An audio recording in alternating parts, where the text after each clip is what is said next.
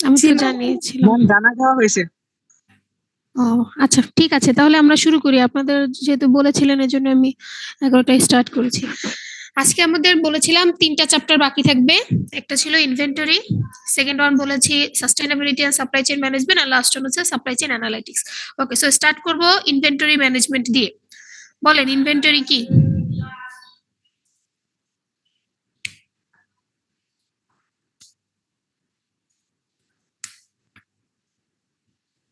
What is inventory?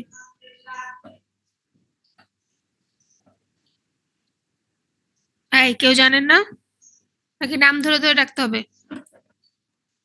Extra হচ্ছে production রাখা হয় raw হোল্ড material- করে।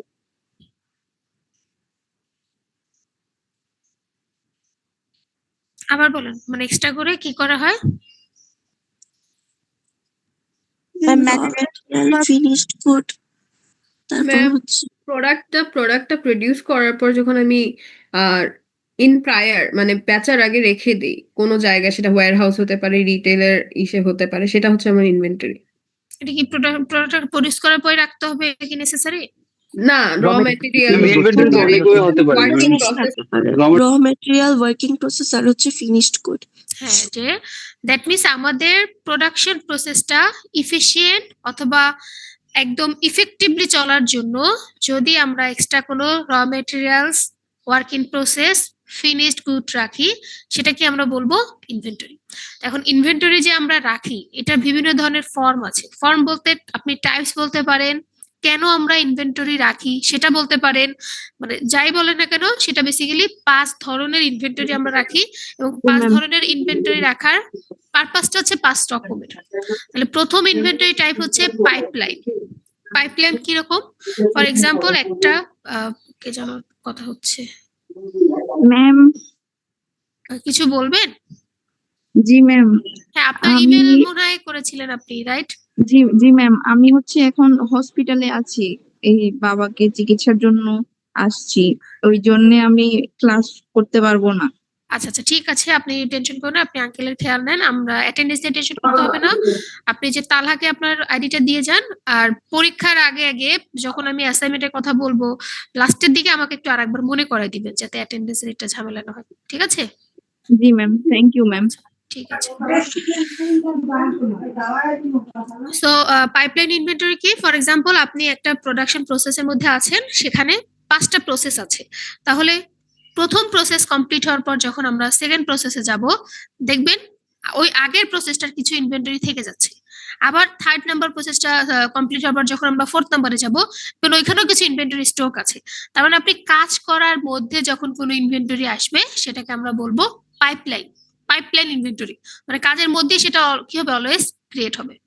সেকেন্ড ওয়ান হচ্ছে seasonal inventory. Seasonal inventory for example যখন যে সিজন, তখন যদি ওইটার ডিমান্ড বেড়ে যায় এবং তার জন্য আপনি কি করলেন, আগে থেকে প্রিপেয়ার করে রাখলেন এবং ওই ধরনের ইনভেন্টরি পরিমাণ বাড়ালেন, সেই ধরনের ইনভেন্টরিকে আমরা বলবো সিজনাল ইনভেন্টরি। দেন সাইকেল ইনভেন্টরি। সাইকেল ইনভেন্টরি হচ্ছে একদম রেগুলার, এটা হচ্ছে আপনার কোনো কিছু ডিমান্ড বাড়বেও না কমবেও না, আপনি ধরেন আপনার অর্গানাইজেশনের ডেইলি অ্যাক্টিভিটিস কমপ্লিট করার জন্য যে ইনভেন্টরি লাগবে। ফর এটা যদি আমি একটা সার্কেলের মাধ্যমে দেখাই, ফর এক্সাম্পল যখন আমাদের ইনভেন্টরিটা ডেইলি বেসিসে আসবে, যে আপনার যখন ইনভেন্টরি বা সার্কেল লেভেলটা এইখানে চলে আসবে যে আপনার ইনভেন্টরি শেষ, তখনই আপনি অর্ডার দিবেন, অর্ডার দিয়ে দিয়ে আপনার ইনভেন্টরি এখানে পিক পয়েন্টে আছে, মানে এখানে ইনভেন্টরি হচ্ছে পিক পয়েন্ট। আবার যখন প্রোডাকশন হতে হতে হতে হতে আবার ইনভেন্টরি শেষ হয়ে যাচ্ছে, আপনি আবার দিচ্ছেন কি আবার আবার নতুন করে অর্ডার দিচ্ছেন। দ্যাট মিনস এটা এই যে এতটুকু টাইম, এটাই তো আমাদের সাইকেল টাইম একটা প্রোডাকশন আসার পর্যন্ত। এবং এই সাইকেল টাইমের উপর বেস করে যখন আপনার ইনভেন্টরি আসবে, সেটাকে আমি বলবো এটা কোথায়, যখন এই সাইকেল টাইমের উপর বেস করে যখন আমি আমার ইনভেন্টরিটা রাখবো, সেটাকে আমি বলতে পারি সাইকেল ইনভেন্টরি। এই তিনটে নিয়ে কারো কোনো কনফিউশন আছে? আর পাইপলাইন, সিজনাল, সাইকেল ইনভেন্টরি। তাহলে যদি আমি 4th এবং 5, আপনারা দেখবেন অলওয়েজ এই দুইটা কিন্তু সিমিলার কাইন্ড অফ লাগে, যে buffer inventory, safety, that means আপনি বাফার এবং সেফটি মানে হচ্ছে কি প্রি স্টক করা, যেটা আমরা নর্মালি বুঝি ইনভেন্টরি আমরা আগে থেকে যখন ডিমান্ড অ্যারাইজ হবে তার জন্য যদি আমরা কোনো কিছু মানে আপনি জানেন না, হয়তো একটা প্রিডিক্ট করতে পারছেন আর একটা প্রিডিক্ট করতে পারছেন না, আপনার ডিমান্ড যাই হোক না কেন, আনপ্রিডিক্টেবল হতে পারে, প্রিডিক্টেবল হতে পারে, যেটাই হোক না কেন আপনি যখন এক্সট্রা কোনো কিছু ইনভেন্টরি হিসেবে রাখবেন, সেটা র ম্যাটেরিয়ালস হতে পারে, ওয়ার্ক ইন প্রসেস হতে পারে, ফিনিশ গুড হতে পারে, সেই ধরনের ইনভেন্টরিকে আমরা বলি বাফার এবং সেফটি। দুইটার মধ্যে পার্থক্য হচ্ছে যখন আমরা সেফটি স্টক বলছি দ্যাট মিনস ওই ধরনের ইনভেন্টরি বা ওই ধরনের সাপ্লাই চেইন হচ্ছে টোটালি আনপ্রিডিক্টেবল, যে আপনার আদৌ সাপ্লাই চেইনের মধ্যে কোনো ডিসরাপশন আসবে কিনা, আপনার আদৌ সাপ্লাই চেইনের মধ্যে ডিমান্ড বাড়বে কিনা, এটা আপনি আগে থেকে কি করতে পারবেন না, প্রিডিক্ট করতে পারবেন না। তো এর অ্যাগেনস্টে যদি আপনি ইনভেন্টরি রাখেন সেটাকে আমরা বলবো সেফটি স্টক। আর বাফার হচ্ছে আপনি বুঝতে পারছেন যে হ্যাঁ মানে এক্সপেক্টেড, আপনি প্রিডিটারমাইন করতে পারছেন যে না আবার ইন ফিউচার বা এখন যে প্রসেসের মধ্যে আমি আছি সেখানে চাইলে কি করতে পারে, আমার ডিমান্ডটা বেড়ে যেতে পারে। তো এইটার অ্যাগেনস্টে যখন আপনি করবেন বা ইনভেন্টরি রাখবেন তখন সেটাকে আমরা বলবো বাফার স্টক। ক্লিয়ার? ওকে, সো এইখান থেকে বেসিক্যালি আমরা এই 4টা জিনিসই পড়বো বা 5টা জিনিসই পড়বো। এখন আরেকটা পিডিএফ একটু দেখেন, আমি আপনাদেরকে এগুলো দিয়ে দিব, যেটা যেটা দরকার ওইখানে সবগুলো দিয়ে দিব। এতক্ষণ এটা আমরা পড়লাম ইনভেন্টরির মধ্যে কি কি আছে, এই যে সাপ্লায়ার, ম্যানুফ্যাকচার, ডিস্ট্রিবিউটর, রিটেলার যদি থাকে তার মধ্যে থাকতে পারে 3টা ফর্ম, গুড ইন ট্রানজিট। ও এইটা কিন্তু আরেক টাইপের ইনভেন্টরি, এটা কি বুঝতে পারছেন? গুড ইন ট্রানজিট কি, এই 3টা আমরা নরমালি জানি অলওয়েজ। গুড ইন ট্রানজিটটা কি বোঝাচ্ছে বলেন তো? ম্যাম একটা মিডল একটা জায়গা থাকবে যেখানে ট্রানজিট ভাবে থাকবে আর কি, মানে যে আমরা প্রোডাকশন করছি জিনিসটা প্রোডাকশন করছে বা ট্রান্সফার অবস্থা, আপনারা ধরেন ফর এক্সাম্পল ম্যানুফ্যাকচারার কি গুলো ডিস্ট্রিবিউটরের কাছে প্রোডাকশনটা পাঠালো, তার মানে কি সে হয়তো কোনো ট্রাকে আছে, সেটা তো আপনার ইনভেন্টরি না, সেটা তো জি ম্যাম। ইনভেন্টরি, অথবা এয়ারে আছে, মানে যেভাবেই বলেন না কেন সে হচ্ছে অন ট্রানজিট আছে। আপনারা যখন ব্যাংক বিবরণী মেবি ওইখানে একটা চেক পড়ছিলেন না, ট্রানজিট চেক, যারা কমার্স পড়ছেন তারা এটা পড়বেন চ্যাপ্টার 3-তে, ফার্স্ট চ্যাপ্টারের প্রথম পত্রের চ্যাপ্টার 3-তে ব্যাংক বিবরণী যেটা পড়ছেন, ব্যাংক স্টেটমেন্ট যেটা, ওখানে কিন্তু পড়ছিলেন যে check in transit, transit check, that means ওই চেকটা হচ্ছে আপনার লেফট পাশেও নাই রাইট পাশে, এটা কি মাঝামাঝি পথে আছে, পথের মধ্যেও চেক মনে হয়, এরকম অনেকগুলো নাম ছিল বাংলা আমি ভুলে গেছি। তো পথের মধ্যে যেটা আপনার এটা রেসপন্সিবিলিটি ম্যানুফ্যাকচারারও না, ডিস্ট্রিবিউটর কোথায় আছে, পথের মধ্যে, তাহলে এই টাইপের ইনভেন্টরি কিন্তু আপনার মাঝে মাঝে থাকতে পারে। হ্যাঁ, ইনভেন্টরি কাকে বলে ওইটা আমরা অলরেডি দেখেছি। এখন আসেন কি কি মিথ আছে, মানে ইনভেন্টরি ম্যানেজমেন্ট যখন আমরা এস্টাবলিশ করা ট্রাই করি তখন কিছু কিছু আমাদের মিথ থাকতে পারে, যেটা আমরা মনে করি যখন আমাদের সেলস ডাটা থাকবে, সেলস ডাটাটাই হচ্ছে আপনার ইনভেন্টরি ম্যানেজমেন্টের সাথে, যদি আপনি অ্যাপ্রোপ্রিয়েট ম্যানেজমেন্ট করতে চান তখন আপনার অনলি সেলস ডাটা থাকলেই হবে। এটা কি পারফেক্ট? কি মনে হয় শুধুমাত্র সেলস ডাটা থাকলেই কি আমরা অ্যাপ্রোপ্রিয়েট ভাবে ইনভেন্টরি ম্যানেজমেন্ট করতে পারবো? No ma'am. কেন?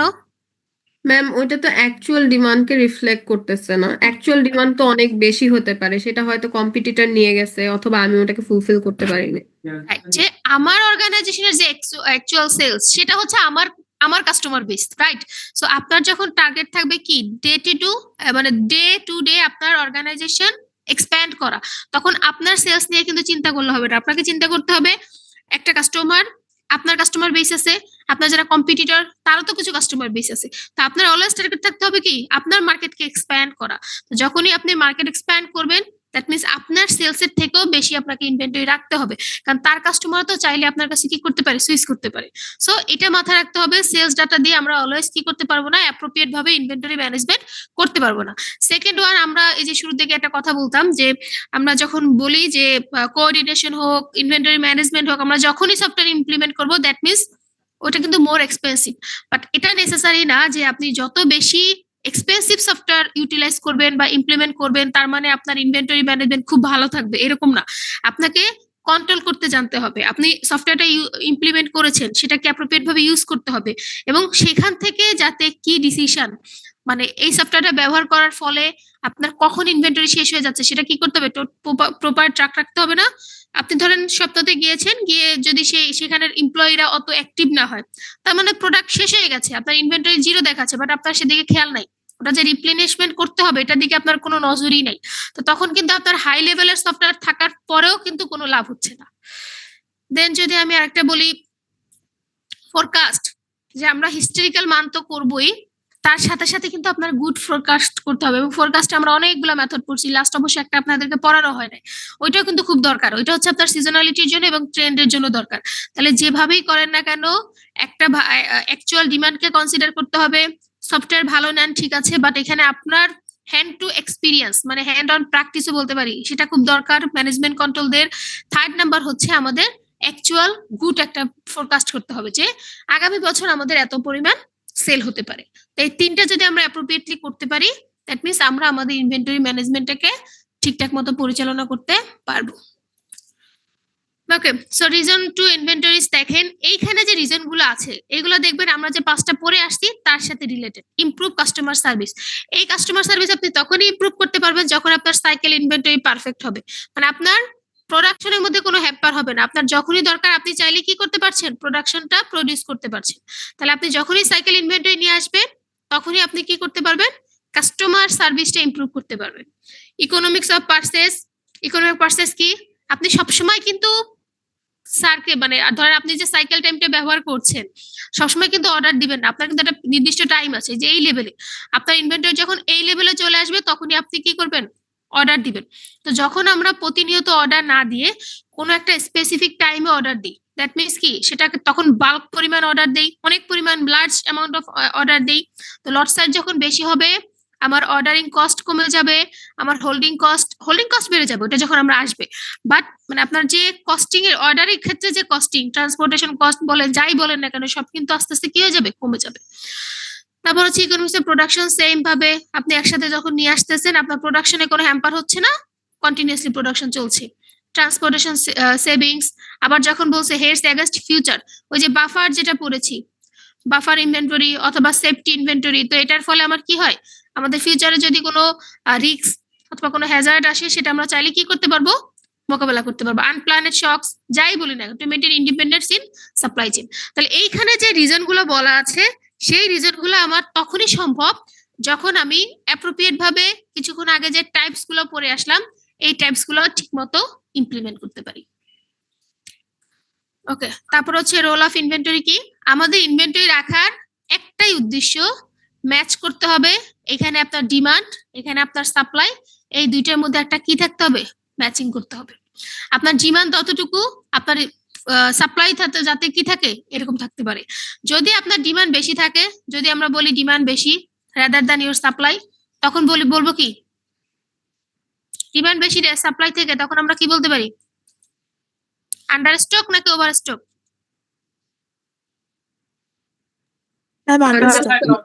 ওভারস্টক প্লাস সারপ্লাস।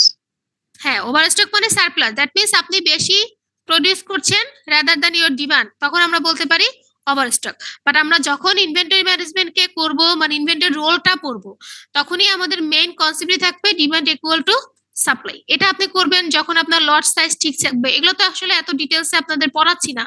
আচ্ছা, আপনাদের এখানে কি একটু মানে করছে, এখানে লেখা যাচ্ছে না মনে হয়।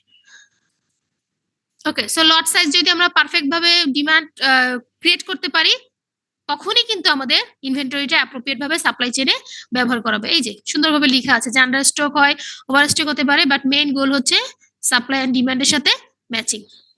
ম্যাম, হ্যাঁ বলেন। কোয়েশ্চেন ছিল ম্যাম আগের স্লাইডে, ম্যাম এটাতে। হ্যাঁ ম্যাম, আচ্ছা বলেন। ম্যাম রোল অফ ইনভেন্টরিতে ম্যাম এখানে আন্ডারস্টক ওভারস্টকের কথা বলা হয়েছে যেহেতু, তো ম্যাম আমি একটা কোয়েশ্চেন আর কি করতাম যে ম্যাম যদি এমন হয় যে বাংলাদেশে কোনো একটা প্রোডাক্ট আমরা আনলাম, তো এটাতে আমার ঢাকাতে আমার সেলটা খুব দ্রুত হচ্ছে, তো আমার এখানে মানে স্টক আমি মানে খুবই দ্রুত শেষ হয়ে যাচ্ছে, আর চট্টগ্রামে আমার স্টক মানে ওভার স্টকিং যেটা হচ্ছে, তো ম্যাম এক্ষেত্রে আমি যদি ব্যালেন্স করতে চাই সেক্ষেত্রে আমি কি ধরনের স্টেপ নিতে পারি? ধরেন আপনাকে, তার মানে আপনার কিন্তু শুরুর স্ট্র্যাটেজি ভুল। আপনি তাহলে ওইখানে অ্যাকচুয়াল ডিমান্ডটা কি করতে পারেন না, প্রিডিক্ট করতে পারেন না। এটা এখন যেহেতু সিচুয়েশন চলে আসলো, এখন দেখতে হবে আপনি যখন চিটাগাং থেকে আবার ঢাকা নিয়ে আসবেন তার ট্রান্সপোর্টেশন কস্ট কিরকম। ঠিক আছে, যে আমার প্রোডাকশনটা ঢাকাতে নাই, তো ঢাকাতে আপনার ডেলিভারি চার্জ হয়তো 20 টাকা, এখন আপনি এই ডেলিভারি চার্জটা যদি চিটাগাং থেকে নেন তখন আপনার দিতে হবে 80, যদি আপনার অনলাইন বিজনেস হয় আর কি। আর যখন যদি আপনি অফলাইন হন তখন তো আবার সেটা ট্রান্সপোর্ট করে এখানে নিয়ে আসতে হবে। স্ট্র্যাটেজিটা হবে এরকমই, ডিপেন্ড করবে আপনার প্রাইজের উপর, যে আপনি ট্রান্সপোর্ট করে নিয়ে আসার পর যদি দাম দেখেন আগের চেয়ে অনেক গুণ বেড়ে যাচ্ছে, তার চেয়ে আপনি আবার নতুন করে সেটা কি করতে পারছেন, রিস্টক করতে পারছেন। তখন সেটা ফলো করতে হবে, মানে আমার যেটা মনে হয়। বাট এটা ডিপেন্ড করবে আসলে অর্গানাইজেশনের পলিসি উপর, অর্গানাইজেশন কোন ধরনের পলিসি অ্যাকসেপ্ট করে। জি ম্যাম। ঠিক আছে? ওকে, সো টাইপস অফ ডিমান্ড, একটা হচ্ছে ডিপেন্ডেন্ট, একটা হচ্ছে কি ইন্ডিপেন্ডেন্ট। ডিপেন্ডেন্ট কি? ডিপেন্ডেন্ট হচ্ছে ফর এক্সাম্পল এই যেটা র ম্যাটেরিয়ালস। র ম্যাটেরিয়ালসটাই তো ডিপেন্ডেন্ট না? কিভাবে ডিপেন্ডেন্ট বলেন তো? র ম্যাটেরিয়ালসটাকে আমরা কেন ডিপেন্ডেন্ট প্রোডাক্ট বলছি বা ডিপেন্ডেন্ট ডিমান্ড বলছি?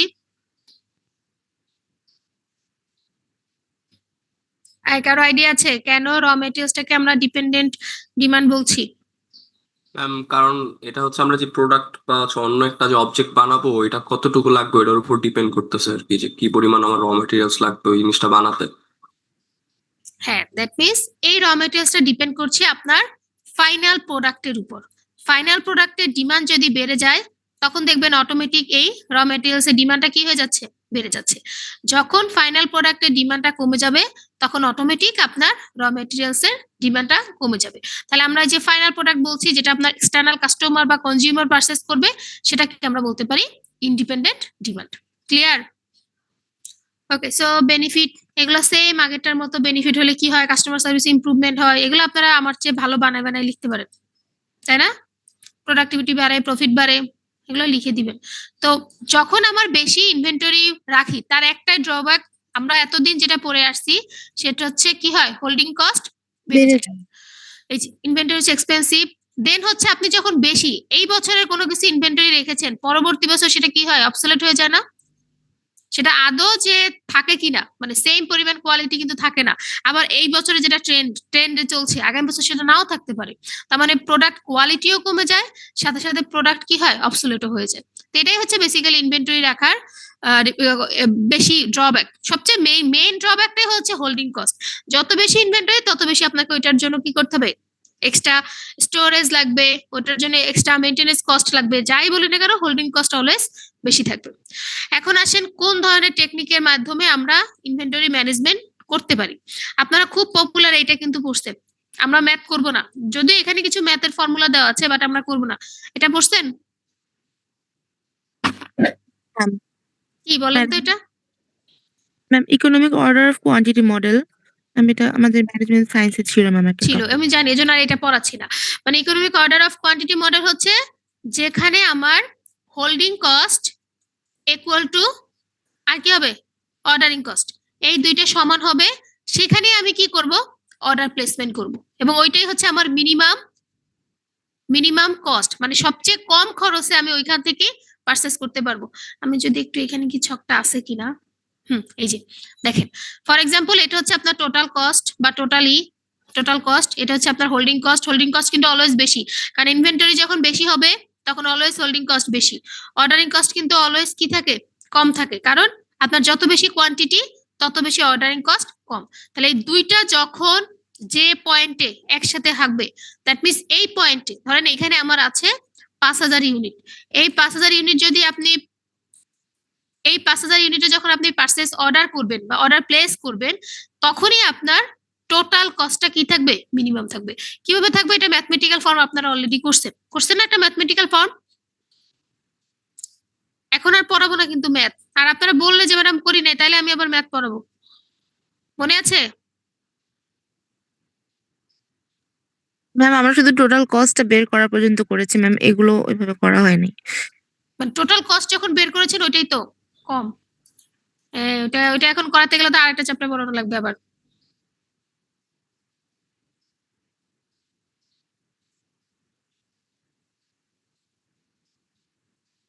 এটা তো না মনে হয়, তাই না? আচ্ছা দেখি যদি আজকে এটা পর্যন্ত না পড়ায়, যদি আপনারা না পারেন আমি নেক্সট দিন না হয় ওইটা আবার একটা ক্লাস নিয়ে বুঝিয়ে দিব। ঠিক আছে? ওটার জন্য আরেকটা ম্যাথ আছে। এতটুকু জাস্ট বুঝেন, মানে ওইটার ম্যাথ কেন আমি যে বললাম, এই যে 5,000 ইউনিট নিলেই যে আপনার টোটাল কস্ট কম আছে এটার তো প্রমাণ আছে। আচ্ছা আমি একটু দাঁড়ান, একটু খুঁজে দেখি কোথায় আছে এটা।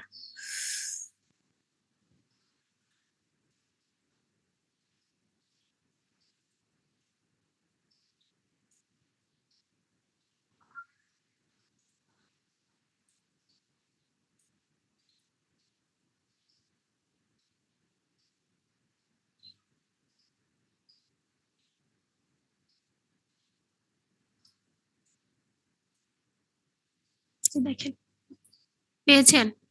যেমন ইকোনমিক অর্ডারের কস্টের যে ফর্মুলাটা কি পড়ি আমরা? 2 ইনটু কে আর।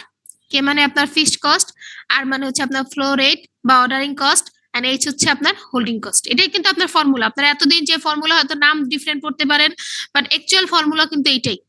এই যে এখানে যেটা বলেন যে lot size divided by holding size, এটাও কিন্তু অ্যানুয়াল হোল্ডিং কস্টের। তাহলে এটা হচ্ছে আপনার অ্যানুয়াল সেটআপ কস্ট। তাহলে আপনার ফর্মুলাটা কি? এই যে এটা। এই ফর্মুলা দেখবেন বিভিন্ন জায়গায় এক এক জায়গায় এক একটা নাম লিখা। যেমন আমার এখানে মাত্র লিখছিল কিরকম 2KS ডিভাইডেড বাই H, যেটা আপনার এখানে ডি আছে, মানে ডিমান্ড আছে, মানে ফ্লো রেট যেটা আছে। ঠিক আছে, তাহলে ইকোনমিক অর্ডার কস্ট বের করার পর আমরা পাইলাম এখানে যে ফর্মুলা দেওয়া আছে, ম্যাথ দেওয়া আছে, সেখানে কত আছে? 8015 আপনার ইওকিউ এর ভ্যালু। এখন দেখেন ইওকিউ এর ভ্যালুতে যখন 8015 আসতেছে, আপনি যখন কস্ট বের করছেন, এই দুইটা কস্ট কিন্তু সমান, খেয়াল করেছেন? এটা হচ্ছে আপনার হোল্ডিং কস্ট, এটা হচ্ছে আপনার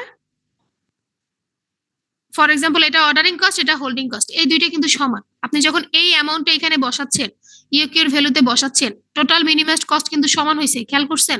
মানে প্রমাণটা কি বুঝাতে পারছি নাকি আমি হাতে করতে হবে? হাতে করাবো না, আপনারা জাস্ট একটু ম্যাথমেটিক্যালি দেখেন যে ইওকিউ এর ফর্মুলা দিয়ে যখন আমি ইওকিউ এর ভ্যালুটা বের করলাম, আপনারা এতটুকু করছেন না 8015? জি ম্যাম। 8015টাকে যখন আমি কোয়ান্টিটিতে কস্ট বের করতে চাচ্ছি, যখন আমি এখানে প্লেস করছি যে 8015 বসাইছে, এই 700 কি 700 ধরেন এখানে আপনার ফ্লো রেটটা দেওয়া আছে। আবার যদি বলি কিউ মানে লট সাইজ, এখানে যে কিউ মানে আমার ইউকির ভ্যালুটা 2, এইচ মানে আপনার হোল্ডিং কস্ট, কে মানে হচ্ছে আপনার এই যে এখানে যেটা আছে অর্ডারিং কস্ট। তো এইভাবে করে যখন আমি কস্ট বের করছি, দেখবেন এই অর্ডারিং কস্ট 26.20, আবার আমি যখন এখানে দেখলাম হোল্ডিং কস্ট কত আছে 26.0, দুইটা সামেশন করলে 52.40। তার মানে আমরা বুঝতে পারছি আমাদের ইউকিউ তে মিনিমাম কস্ট হচ্ছে 52। এখন আদৌ 52ই যে আমার মিনিমাম, এটা বুঝতে হলে কি করতে হবে? আমার আরেকটা অ্যামাউন্ট নিয়ে কাজ করতে হবে না? এখানে তো 8000 পাইলাম ব্রেক ইভেন পয়েন্টের মতো। ফর এক্সাম্পল এটাই হচ্ছে আমার break even point. Break even পয়েন্টের কম নিলে একটা রেজাল্ট আসবে। ব্রেক ইভেন পয়েন্ট কি? ব্রেক ইভেন পয়েন্টের ক্ষেত্রে কি হয়? প্রফিট ইকুয়াল টু প্রফিট না, বলতে পারি রেভিনিউ ইকুয়াল টু কস্ট। ঠিক আছে, মানে প্রফিট হচ্ছে 0। তার মানে ব্রেক ইভেন পয়েন্টের চেয়ে আপনি বেশি হলে এক ধরনের রেজাল্ট আসবে, ব্রেক ইভেন পয়েন্টের যদি কম হয় তখন আরেক ধরনের রেজাল্ট আসবে। তাহলে আমি যখন এটা প্রমাণ করব, প্রমাণ করার জন্য ফর এক্সাম্পল আমি এখানে দুইটা ভ্যালু নিছি, যে একবার নিছি 5000, একবার নিছি 10000। দেখেন যখন আমি 5000 ভ্যালু দিয়ে করতেছি, 5000 ভ্যালু দিয়ে করা মানে কি আগের তুলনায় এখনকার পরিমাণ কি কম না বেশি? আগে আমার ইউকিউ এর ভ্যালু কত ছিল? 8000, 8050। ঠিক আছে, তাহলে এখন আমরা 5000 দিয়ে যখন করলাম, তখন দেখেন আমার টোটাল অর্ডারিং কস্ট কিন্তু বেড়ে গেল 42, যেটা আগে কত ছিল 26.20, সেটা এখন কত হয়েছে 42। কেন বেড়ে গেল কারো কোনো আইডিয়া আছে? ম্যাম কোয়ান্টিটিটা আমার হচ্ছে এখানে কমে গেল, সেজন্য ম্যাম আমার প্রাইসটা আবার বেড়ে গেল। কোয়ান্টিটি কমে গেছে, দ্যাট মিন্স আপনার অর্ডারিং কস্ট বেড়ে যাচ্ছে না, ফিক্সড কস্টের মতো আপনার পার অর্ডার কিন্তু কস্ট কি হয়ে যাচ্ছে? বেড়ে যাচ্ছে। আবার দেখেন সেম ভাবে যখন আপনি ট্রান্সপোর্ট করে রাখতেছেন হোল্ডিং কস্ট, মানে ট্রান্সপোর্ট না বলে হোল্ডিং বলি, তাহলে যখন 8000 ইউনিট ছিল তখন হোল্ডিং কস্ট কত ছিল? 26.20। এবং এইটার ক্ষেত্রে যখন আপনি করবেন, এটার ক্ষেত্রে কত আসলো? 16.35। তার মানে আমরা বুঝতে পারছি যে কোয়ান্টিটি বেশি হলেও আমার হোল্ডিং কস্ট বেড়ে যায়। তাহলে দুইটার সামেশন করলে আমি কত পাচ্ছি? 58.35। তাহলে এটা বড় না এটা বড়? 52.40 কিন্তু বড়, মানে সরি ছোট। এটার চেয়ে এটা বড় না এটা বড়? 58 বড় না? জি ম্যাম। 52। তার মানে আমরা বুঝলাম এটা হচ্ছে আমার লোয়েস্ট কস্ট। এখন একটু এর চেয়ে বেশি ধরে করি। বেশি কত? 10000 ধরে করলাম। 10000 দিয়ে দেখেন যখন আমি 10000 ধরলাম, তখন আমার অর্ডারিং কস্ট কত হয়ে গেল? ম্যাম 21। আর এখানে কত ছিল? 26। কেন কমে গেল? কোয়ান্টিটি বাড়াই দিছি তাই, অর্ডার কোয়ান্টিটি বাড়িয়ে দিয়েছি, দ্যাট মিন্স আমার টোটাল যে ফিক্সড কস্ট আছে সেটা কি হয়েছে? ডাইভার্স হয়ে গেছে, মাল্টিপল ইউনিটে কনভার্ট হয়ে গেছে। আবার এইখানে কিন্তু সেম উল্টাটা হয়েছে, যেহেতু আমার কোয়ান্টিটি বেশি, দ্যাট মিন্স আমার হোল্ডিং কস্ট কি হয়ে যাবে? বেশি হয়ে যাবে। এবং দুইটার সামেশন করলে আমরা দেখতে পাচ্ছি 53.69, তাও কিন্তু এটার চেয়ে বেশি। দ্যাট মিন্স এটা কিন্তু প্রমাণিত যে আমার 8015ই হচ্ছে আমার ইউকিউ মডেলের যেটা বের করছি এটা রাইট, এবং এখানেই আমার সবচেয়ে কস্ট কি হবে? মিনিমাম হবে। একটু কি বুঝতে পেরেছেন? জি ম্যাম। এইখানে যে আমরা ফর্মুলাটা আপনারা পড়তেন ওই ফর্মুলাটা কিন্তু এইখান থেকেই আসছে, এই যে মাত্র আমি ম্যাথমেটিক্যাল মডেল দিয়ে করালাম ওইটার কারণেই কিন্তু আপনি এখন এই গ্রাফটা ইজিলি আইডেন্টিফাই করতে পারবেন যে কেন আমাদের সমান হয়। এমনি এমনি জাস্ট মুখস্থ না যে ম্যাডাম কেন মুখস্থ করলাম যে দুইটার ইকুয়াল সমান, এই সমান হওয়ার ম্যাথমেটিক্যাল ফর্মুলা এইটা। যখন আপনি সবকিছু বসাবেন, কোয়ান্টি জায়গায় কোয়ান্টি বসাবেন, তারপর কস্টের জায়গায় কস্ট বসাবেন, দেখবেন অলওয়েজ এই দুইটা সেম থাকে। সেম থাকা মানেই হচ্ছে ওটা আপনার ইউকিউর ভ্যালুটা রাইট এবং ওইখানেই আপনার কস্ট মিনিমাইজড হলো। ওকে, সো এটাই গেল বেসিক্যালি আমাদের ইউকিউর ভ্যালু। এই যে আপনাদের সাইকেল টাইম আমি বলেছি যে লিড টাইম, এখানে যখন চলে আসবে আপনি আবার কি করবেন, অর্ডার প্লেস করবেন, অর্ডার প্লেস করে আপনার অর্ডার এখানে আসবে, আবার আপনি অর্ডার প্লেস করলেন। তাহলে এখানে মাঝে মাঝে কিন্তু আমরা আবার কিছু ইনভেন্টরি রেখে দিই, আপনার ইনভেন্টরি যাতে সর্বনিম্ন না হয় তখন কিন্তু আমরা কিছু ইনভেন্টরি রেখে দিই। এই ধরনের ইনভেন্টরিকে কি বলা হয়, ওই যে সেফটি স্টক বললাম না, বাফার স্টক, এইগুলো কিন্তু নরমালি এখানে রাখা হয়। দেখছেন এভারেজ ইনভেন্টরি অন হ্যান্ড, মানে আপনার কখনোই লাস্ট পর্যন্ত যাওয়া যাবে না যে আপনার ইনভেন্টরি একদম শেষ, তার আগে আপনার ম্যাক্সিমাম বলে দিতে হবে যে আমার এই লেভেলে যখনই চলে আসবে তখনই আমি আবার কি করব, অর্ডার করব। এটাকে বলে সেফটি স্টক। ওকে, ইউকিউর ভ্যালুটা এখানে। আর একটা মোস্ট ইম্পর্টেন্ট আছে, সেটাকে আমরা বলি এই যে এবিসি অ্যানালাইসিস, মানে এটা হচ্ছে কোয়ালিটেটিভ টাইপ। কোয়ালিটি কিরকম, ফর এক্সাম্পল আপনি আপনার প্রোডাক্টটাকে, আমরা কিন্তু এগুলো ইনভেন্টরি কন্ট্রোলের টেকনিক পড়তেছি, একটা বললাম ইউকিউ এর মাধ্যমে আমরা ডিফাইন করতে পারি, সেফটি স্টকের আলাদা আছে। আর একটা মেথড এখন বলতেছি এবিসি। এবিসি হচ্ছে আপনার টোটাল প্রোডাক্টটাকে আপনার তিনটা ক্যাটাগরিতে ভাগ করবেন।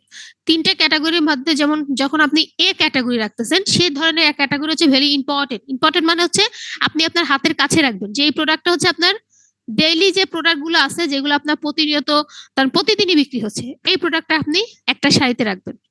সেকেন্ড ওয়ান হচ্ছে একটু প্রতিদিন না হয়ে 2 থেকে 3 দিনের মধ্যে একবার হয়, তখন এটা আমরা কি বলতে পারি, আচ্ছা medium product, medium sales product বলতে পারি, মিডিয়াম সেলস প্রোডাক্ট বলতে পারি। এন্ড লাস্ট ওয়ান যেটা সি মানে হচ্ছে যেটা হচ্ছে আপনার খুব ভ্যালুটা একটু বেশি, ঠিক আছে, আইটেম একটু বেশি, মানে লাক্সারি টাইপের প্রোডাক্ট, এবং যেটা হচ্ছে কি করে না, কাস্টমাররা প্রতিনিয়ত কিনে না, সেই টাইপের প্রোডাকশন গুলো আপনি সি স্টোরে রাখতে পারেন। সেটাকে আমি বলতে পারি লো ভ্যালু অথবা লো সেলস প্রোডাক্ট।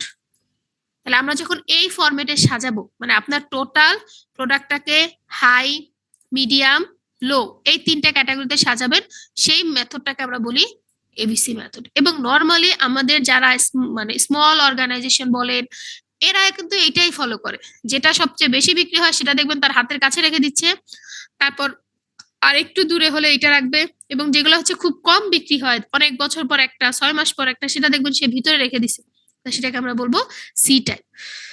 ওকে, সো আরো ধরনের বিভিন্ন ধরনের যখন আমরা ভ্যালুয়েশন বলি না, ইনভেন্টরি ভ্যালুয়েশন বুঝেন তো, এই যে ইনভেন্টরিটা আপনি রেখেছেন এটাকে আপনার ভ্যালু দিতে হবে। আপনার ইনভেন্টরির ভ্যালু বলতে বোঝাচ্ছি টাকা, কত টাকার মানে টাকায় কোয়ান্টিফাই করবেন, এটাকে আমরা ভ্যালু প্রোভাইড করা বলি আর কি, ভ্যালুয়েশন। তো আপনি কত টাকার ইনভেন্টরি রাখছেন এটারও কিন্তু আবার বিভিন্ন ধরনের মেথড আপনারা পড়ছেন, সবচেয়ে পপুলার পড়ছেন না এটা, আই পড়ছেন ইয়েস ম্যাম। কি মেথড এটা, এগুলো কি বলেন তো,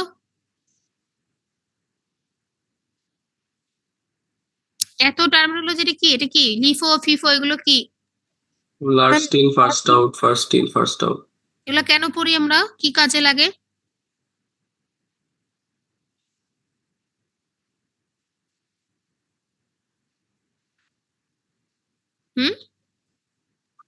ম্যাম এই। স্টোরিং আর হচ্ছে আই মিন ডিসচার্জের জন্য আর কি, রিলিজ করার জন্য আমাদের ইনভেন্টরিজ বা প্রোডাক্টস গুলা, যে কোনটা করলে এফিশিয়েন্ট হবে আমাদের কোম্পানির জন্য। বুঝি নাই, মানে কিসের জন্য বললেন? আমার কি আমরা ইনভেন্টরিটা কিভাবে সাজাচ্ছি, আবার কিভাবে হচ্ছে আমরা সাজাচ্ছি মার্কেটে কেন? রিলিজ করছি। হ্যাঁ, সেটা তো আছেই, বাট আপনার এটা কিন্তু রিলিজ করছে এটা না, মেইনলি এই কনসেপ্ট হচ্ছে ভ্যালুয়েশন, মানে আপনি কত টাকার ইনভেন্টরি আপনার কাছে আছে। যেমন এই যে পিরিয়ডিক মানে কি, আপনি বছর শেষে কাউন্ট করবেন যে আপনার এই যে দুইটা মেথড আপনারা পড়ছেন তো, এগুলো তো অ্যাকাউন্টিং এর পার্ট। একটা ছিল কি পিরিয়ডিক, একটা পারপেচুয়াল, তাই না? তাহলে পিরিয়ডিক হচ্ছে কি আপনি একদম বছর শেষে দেখবেন আপনার কত, আপনি সারা বছর কোনো খোঁজ খবর নিবেন না, বছর শেষে আপনার 31শে ডিসেম্বর আপনি গিয়ে দেখবেন যে আপনার কতটুকু ইনভেন্টরি আছে। তাহলে আপনি যদি সেই মেথড ফলো করেন সেটা হচ্ছে পিরিয়ডিক। পারপেচুয়াল কি, পারপেচুয়াল হচ্ছে আপনি day to day day to day আপনি 1 তারিখে আজকে দোকান বন্ধ করবেন, রাতে গিয়ে দেখবেন যে আপনার কতটুকু ইনভেন্টরি আছে। আবার 2 তারিখে আবার চেক করবেন যে স্টার্টিং এ কত আছে, আবার রাতে গিয়ে চেক করবেন ফিনিশে কত আছে। তাহলে এটাই হচ্ছে আপনার পারপেচুয়াল।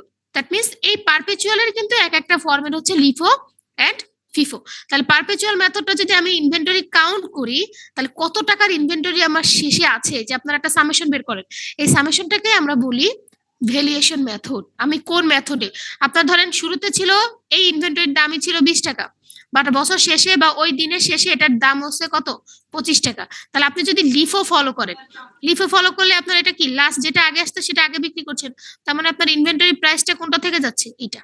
যদি আপনি ফিফো করেন, দ্যাট মিন্স এটা আগে বিক্রি করতেছেন, আপনার ইনভেন্টরি প্রাইস কত থেকে যাচ্ছে, 25।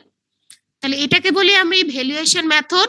আর এই দুইটা মেথডের মাধ্যমে আমি কাউন্ট করি আমার ইনভেন্টরির পরিমাণ, কখন কোনটা আছে, ডিপেন্ডস অন দা মানে টাইম পিরিয়ড, যে আমি হয়তো বছর শেষে করছি অথবা আমি ডে টু ডে করছি। ক্লিয়ার? এটা নিয়ে আর কারো কোনো কনফিউশন আছে? আর ম্যানুয়াল কাউন্ট তো আপনি গিয়ে গিয়ে চেক করে দেখলেন, না এটা এরকম কিছুই না। ম্যানুয়াল কাউন্ট আপনারা বুঝতে পারছেন। এইটা নিয়ে কারো কোশ্চেন আছে? আর এগুলো একটু পজ কন, দেখবেন কোনটার বেনিফিট কি, ওগুলো আর পড়ানোর দরকার নাই কিছু। কস্টের কথাই, যে হোল্ডিং কস্টটা শুধুমাত্র আমরা যে টোটাল হোল্ডিং কস্ট বলি, তার মধ্যে কি থাকতে পারে, সিকিউরিটি কস্ট, ইন্স্যুরেন্স, তারপর যদি কোনো কিছু ওয়েস্টেজ হয়, তারপর যদি কেউ চুরি করে নিয়ে যায়, এগুলো সবই আপনার হোল্ডিং কস্টের মধ্যে পড়বে। আর অর্ডারিং কস্ট হচ্ছে কি, পারচেজ কস্ট থাকবে, তার সাথে হচ্ছে ধরেন আপনি যে এমপ্লয়ি সাপ্লায়ারদের খুঁজতেছেন, সাপ্লায়ারদের খোঁজার জন্য আপনি 2-3 জন লোক হায়ার করলেন, তাদের একটা স্যালারি হইতে পারে, ট্রান্সপোর্টেশন কস্ট হইতে পারে, রিসিভিং কস্ট মানে যে আনলোডিং, এগুলো হচ্ছে নরমাল যখন বড় বড় শিপে যারা কাজ করে তাদের এরকম খুচরা খুচরা টাকা কিছু দিতে হয়, ইন্সপেকশন করে তখন তাদেরকে কিছু দিতে হয়, যখন আপনার প্রোডাক্টটা লোড করবে ওই যে জাহাজে বা শিপে তখন কিছু টাকা দিতে হয়, আবার যখন সেটা আনলোড করবে তখন কিছু টাকা দিতে হয়, সবগুলো হচ্ছে আপনার অর্ডারিং কস্ট। তাহলে ইউকিউ মডেলটা দেখলাম। ওকে, সো এগুলাই। আর বাকি যেগুলো আছে ওইগুলো আপাতত আপনাদের এখন পড়ার দরকার নেই। আমরা এখান থেকে দুইটা মেথডই মেইনলি শিখবো। জাস্ট ইন টাইম তো আপনারা জানেনই, যখন দরকার তখনই আপনি সাথে সাথে প্রডিউস করবেন। মানে আপনার এখনই ইনভেন্টরি দরকার, আজকে দরকার, আপনি সাথে সাথে অর্ডার দিবেন এবং সাপ্লায়ার আপনার তখনই কি করতে বাধ্য, আপনাকে ডেলিভারি দিতে বাধ্য। সেটাই হচ্ছে জাস্ট ইন টাইম, মানে টয়োটা প্রোডাকশনের উপর। স্টক রিভিউ মানে হচ্ছে যে বছর শেষে আপনার যদি দরকার হয় আপনি একটা রিভিউ করবেন 3 মাসের মধ্যে আপনার কোনো টপ লেভেল ম্যানেজমেন্ট থেকে, এবং তারা এসে আপনার অর্গানাইজেশনের স্টকটা রিভিউ করবে এবং সেই অনুযায়ী ইনভেন্টরি ম্যানেজমেন্টের ডিসিশন নেবে। সো ইনভেন্টরি নিয়ে আর কারো কোনো কোশ্চেন আছে? তাহলে আমরা কি কি পড়লাম ইনভেন্টরি টপিকের মধ্যে? What is inventory, inventory type, আমরা ইনভেন্টরি কেন রাখি, হোয়াট আর দ্য রিজন, দেন হচ্ছে ডিমান্ড কি কি হতে পারে, ডিমান্ডের সাথে ইনভেন্টরি কি রিলেশন, এবং what are the technique of holding inventory. কারো কোনো কোশ্চেন না থাকলে বাবা আমি পরের চ্যাপ্টারে চলে যাব, সাস্টেনেবিলিটি। বলেন। এটা স্লাইড পড়াবো না, এটা যদি হয় আমি আপনাদের এইখান থেকে পড়বেন, আপনারা খুঁজে খুঁজে, যে সব পড়া দরকার নেই, এখানে যে যে টপিক পড়বেন আমি দাগাই দিব ওগুলাই পড়বেন। বলেন সাস্টেনেবিলিটি কি? আপনাদের মনে হয় কোনো একটা ছেলের একটা প্রেজেন্টেশন ছিল সার্কুলার সাপ্লাই চেইন, মনে আছে? আমার কিন্তু মনে আছে, আমি ভুলি নাই। ওই ছেলের তো আর কোনো খোঁজ খবর নাই, সে খুব কনফিডেন্ট ছিল যে ম্যাডাম আমি বুঝাতে পারবো। কার ছিল ওই ছেলের নাম কি মনে আছে আপনাদের, নাকি ভুলে গিয়েছেন?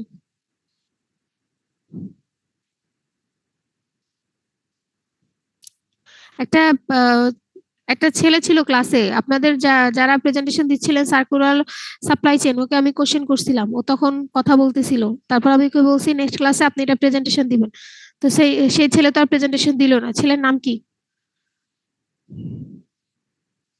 কি চিনেন না আপনারা নাকি? একজনেরও মনে নাই এই ঘটনা? না ম্যাম। মিস আমি ছিলাম। কে? অন্তর? তো জি, অন্তর মিস। আপনি প্রেজেন্টেশন দিলেন না কেন? আপনি তো ক্লাসে রেসপন্স করেন। ম্যাম এরপরে অ্যাকচুয়ালি তেমন ফিজিক্যাল কখনো ক্লাস হয় না, একটা ক্লাস ছিল তো একটা না, তারপর তো 2-3টাই বন্ধ ছিল। দিয়ে- ও, আমি মিস একদিন গিয়েছিলাম আর কি, একদিন নাকি 2 দিন। তো এটা দিতে হবে না, দিয়েছে না, আর ওইটা দিলে তো আজকে আমার আর এটা পড়াইতে হতো না। নেক্সট কোনো দিন দিয়ে দেবো ম্যাম, আপনি যেদিন বলবেন। আচ্ছা ঠিক আছে, তাও ভালো আপনি স্বীকার করলেন, আমি তো নাম ভুলে গিয়েছিলাম আপনার। না না মিস, আমি পড়েছি, আমি রেডিও করেছি, আপনি বললে আমি কাল পরশু দিতে পারবো। আচ্ছা ঠিক আছে, আপনি দিলে আমি পরে জানিয়ে দিব। ওকে, সো আজকে আমরা পড়বো সাস্টেনেবিলিটি এবং সাপ্লাই চেইন ম্যানেজমেন্ট। সাস্টেনেবিলিটি বলতে আপনারা কি বুঝেন? শুধু সাপ্লাই চেইনে না, ধরেন মানে যে কোনো জায়গায়, নামটা তো শুনেছেন না? ওইটার সাথে আপনারা কি মনে হয়, কি শুনেছেন?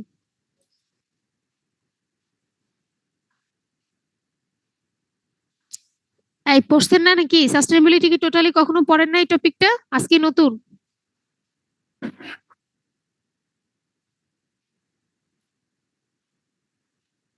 ম্যাম লনজিভিটি ওকে, কিরকম লং টাইম কিভাবে? ম্যাম কতদিন টিকবে বা কতটা টেকসই তা বোঝায়। ঠিক আছে, আপনার দিক থেকে ঠিক আছে। তা ম্যাম, এটা হচ্ছে আমি রিসোর্সেস এর ক্ষেত্রে আমার মাথায় আছে যে আমি যতটুকু রিসোর্স ব্যবহার করছি যাতে ফিউচার জেনারেশনের জন্য একদম শেষ না হয়ে যায়, ওইটা যাতে সাস্টেইনেবল থাকে, ওরাও যাতে ইকোনমিক পার্সপেক্টিভেও। আর আর কারো কোনো আইডিয়া আছে? হ্যাঁ, আপনারা এখন 4th ইয়ারে না? এখনো যদি সাস্টেনেবিলিটি নিয়ে না বুঝেন তাহলে এগুলো কিভাবে আপনারা ডিল করবেন? কোন কোর্সে এখন পর্যন্ত সাস্টেনেবিলিটি পড়েন নাই? কনসেপ্ট তো সেম, মানে অন্য কোর্সে সাস্টেনেবিলিটি পড়েছেন মানে যে এখানে টপিকটা চেঞ্জ হয়ে যাবে এরকম না কিন্তু। ওইখানে যে টপিক পড়ছেন সাস্টেনেবিলিটি কাকে বলে, এখানে কিন্তু সেম কনসেপ্ট, বাট ওই কনসেপ্টে আপনি কোথায় ব্যবহার করবেন শুধুমাত্র সাপ্লাই চেইনে, পার্থক্য এখানে। আপনারা এসডিজি শুনেছেন? Yes ma'am. কি এসডিজি কি?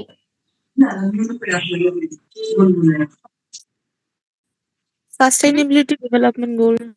হ্যাঁ, তো ওই গোলগুলো কিসের উপর? ক্লাসে এখন কতজন স্টুডেন্ট? 67 স্টুডেন্টের 30% থেকে 40% এর টার্গেট হচ্ছে বিসিএস ক্যাডার হওয়া। এখন আপনারা অ্যান্সার দিতে পারছেন না what is SDG. 94 ID Mirza, তারপর কি অন্তু নাকি অন্তু কি লেখা, আহাদি নূর, 94 আইডি। 94 আছেন? Yes ma'am. বলেন এসডিজি কি? এসডিজি হচ্ছে সাস্টেনেবল ডেভেলপমেন্ট গোলস, যেগুলোর মাধ্যমে আমরা বাংলাদেশকে বা পুরো ওয়ার্ল্ডকে একটা সাস্টেনেবল ডেভেলপমেন্টের ভিতরে নিয়ে যাচ্ছি। সাস্টেনেবল ডেভেলপমেন্টটা কি? সাস্টেনেবল ডেভেলপমেন্ট হচ্ছে যে ডেভেলপমেন্ট করে আমরা সাস্টেইন থাকতে, মানে আমাদের ডেভেলপমেন্ট করতেছি বা সেটা আবার ব্যাকওয়ার্ডসে চলে আসবে না, বা কোনো একটা যদি আমরা কাজ করি সেটা আমরা in the long run maintain করতে পারবো। তাহলে কিরকম একটা এক্সাম্পল বলেন তো? যেমন ম্যাম ইকোনমিক সাস্টেনেবিলিটি বা এনভায়রনমেন্টাল, যেটা যে আমরা পরিবেশের যে কোনো একটা যেমন হচ্ছে পারমাণবিক বিদ্যুৎ কেন্দ্র যেটা করা হয়েছে, যে এখান থেকে কোনো মানে তাপ বিদ্যুৎ কেন্দ্রের মতো এখান থেকে কোনো ওয়েস্টেজ এনভায়রনমেন্টে যাবে না, তো এটাই হচ্ছে একটা এনভায়রনমেন্ট সাস্টেনেবিলিটি নিয়ে আসার জন্য। রাইট, তো পারে তো বলছিলেন না কেন? সো এই যে কনসেপ্ট আছে আমাদের, পারমাণবিক বিদ্যুৎ থেকে কোনো ওয়েস্টেজ বের হবে না, যেটা আমার ধরেন জলবায়ু থেকে ক্লাইমেট চেঞ্জ হবে না, তাই তো? এটাই তো আমাদের কনসেপ্ট। তাহলে এই জিনিসটা যখন আমি সাপ্লাই চেইনের মাধ্যমে অ্যাডাপ্ট করার ট্রাই করব, তখনই সেটাকে আমরা বলবো sustainability in a supply chain. Clear? আবার বলি, আপনারা যে সাস্টেনেবিলিটির কনসেপ্টটা বললেন, যার মূল উদ্দেশ্য হচ্ছে লং টার্ম সাস্টেইন করা, আমি যা আপনারা যেভাবে বলছেন ওই বলছি, লং টার্ম সাস্টেইন করা, এবং আপনাদের যে রিসোর্স গুলো আপনারা এখন একটা জেনারেশন ব্যবহার করবেন না, এটা আপনারা ইন ফিউচার যে জেনারেশন আছে তার জন্য রেখে দিবেন। তারপর আপনি যেটা বললেন, আমরা আমাদের কার্বন নিঃসরণ যেটা হচ্ছে, ক্লাইমেট চেঞ্জ করব না, তাহলে এই পদ্ধতিগুলো যদি আমি সাপ্লাই চেইনের কোনো অ্যাক্টিভিটিস এর মাধ্যমে নিয়ে থাকি, সেটাকে আমি বলবো sustainability in a supply chain. এবং এটা যদি আমরা অ্যাপ্রোপ্রিয়েট ভাবে ব্যবহার করতে পারি, তখনই সেটাই হচ্ছে role of sustainability in a supply chain. এখন এই সাপ্লাই চেইনের ক্ষেত্রে আমরা তিনটা পিলার বলি। ফার্স্ট ওয়ান হচ্ছে ইকোনমিক সাস্টেনেবিলিটি, সেকেন্ড ওয়ান বলি এনভায়রনমেন্টাল সাস্টেনেবিলিটি, থার্ড ওয়ান হচ্ছে সোশ্যাল সাস্টেনেবিলিটি। ইকোনমিক সাস্টেনেবিলিটি কি? ফর এক্সাম্পল, কখনো কখনো দেখবেন কোন সরকার, আমাদের এখানে যদি এখন বলি পুরো দেশের মধ্যে সবচেয়ে বেশি বায়ু দূষণ বা কার্বন অনুসরণ করে মনে হয় চায়না অথবা ইউএসএ, এই দুইটার মধ্যে একটা। মানে যারা ডেভেলপড কান্ট্রি তারা হচ্ছে সব থেকে বেশি বায়ু দূষণ করে, এয়ার পলিউশনটা বেশি করে, বাট সাফার করে কারা? আমাদের মতো যারা ডেভেলপিং অথবা আন্ডার ডেভেলপ যে কান্ট্রি গুলো আছে তারা সাফার করে। তো তখন একটা মনে হয় রিসেন্ট করেছে একটা পদক্ষেপ যে তাদের থেকে জরিমানা তো বলতে পারি না, ডোনেশন টাইপ, যে কান্ট্রি গুলো সব থেকে বেশি এয়ার পলিউশন করবে তারা কি করবে, তাদের এগেনস্টে টাকা পয়সা দিবে, এবং ওই টাকাটা আবার পাবে কারা? যারা আমাদের মতো ভুক্তভোগী যে দেশগুলো আছে তারা। তাহলে এখন যে ওরা টাকাটা দিচ্ছে, এই টাকাটা কোথা দিয়ে দিচ্ছে? ওদের কোনো যে অর্গানাইজেশনটা পলিউশনটা করতেছে সেই অর্গানাইজেশনটাই দিচ্ছে। তাহলে এই অর্গানাইজেশনটা যখন কোথা থেকে দিবে? তার প্রফিট থেকেই তো দিচ্ছে। তো যখন আপনি সাস্টেনেবিলিটির কারণে প্রফিট কমে যাচ্ছে, সেই ধরনের ইম্প্যাক্ট বা সেই ধরনের পিলারকে আমরা বলি ইকোনমিক সাস্টেনেবিলিটি। বুঝাতে পেরেছি? যে সাস্টেনেবল কাজের কারণে আপনার রিস্ক অ্যারাইজ হবে, রিস্ক আসলে আপনার পারফরমেন্স কমে যাবে, এবং যদি ধরেন কোনো একটা কাজ আপনি করলেন যার কারণে আপনার পারফরমেন্স বেড়ে গেল, আপনার সাপ্লাই চেইন সারপ্লাস বেড়ে গেল, আপনার রিস্ক কমে গেল, তাহলে সেই ধরনের পিলারকে আমরা বলবো ইকোনমিক সাস্টেনেবিলিটি। সেকেন্ড ওয়ান হচ্ছে এনভায়রনমেন্টাল সাস্টেনেবিলিটি। এনভায়রনমেন্টাল সাস্টেনেবিলিটি হচ্ছে, ফর এক্সাম্পল, আপনার আশেপাশে যারা আছে, একটা প্রেসার থাকে না সিভিল সোসাইটি টাইপের, তো যখন আপনার কোন একটা কমিউনিটি এসে মাঝে মাঝে আপনারা দেখবেন এই যে মসজিদ থেকে আসে, এখান থেকে এসে চাঁদা চায়, মানে এটা চাঁদা বলবো না, ডোনেশন বলে ওরা, বাট যদি অন্য কোনো অর্গানাইজেশন বলেন ওটা চাঁদা চাচ্ছে, সাবস্ক্রিপশন চাচ্ছে। তো সাবস্ক্রিপশন যদি বলে তার মানে কি, তারা একটা প্রেসার দিচ্ছে যে আপনার এই কাজটা আপনার করতে হবে। তাহলে এনভায়রনমেন্ট হচ্ছে গভর্নমেন্ট আপনাকে প্রেসার দিচ্ছে, সাথে সাথে আপনার যারা স্টেক হোল্ডার, মানে কমিউনিটি প্রেসারটাই হচ্ছে স্টেক হোল্ডার। আপনার কাস্টমার হইতে মানে কাস্টমার বলবো, হ্যাঁ কাস্টমার না, বেসিক্যালি আপনার আশেপাশে যারা আপনার এই অর্গানাইজেশনটা থেকে ইম্প্যাক্ট হচ্ছে তারা। তো এরা যখন কোনো কিছুর প্রেসার দিচ্ছে যাতে আপনি সাস্টেনেবিলিটি আপনার সাপ্লাই চেইনে ইমপ্লিমেন্ট করেন, সেটাকে আমরা বলবো এনভায়রনমেন্টাল সাস্টেনেবিলিটি। আবার বলি, যদি আমাদের গভর্নমেন্ট, আমাদের সিভিল সোসাইটি, আমাদের কমিউনিটি আমাদেরকে প্রেসার দিয়ে যে এনভায়রনমেন্টের ক্ষতি করা যাবে না, এরকম কোনো প্রেসার দিয়ে আমাকে সাস্টেনেবিলিটি অ্যাডাপশন করার চেষ্টা করে, সেটাকে আমরা বলবো এনভায়রনমেন্টাল সাস্টেনেবিলিটি। থার্ড ওয়ান হচ্ছে সোশ্যাল সাস্টেনেবিলিটি। সোশ্যাল সাস্টেনেবিলিটি কি?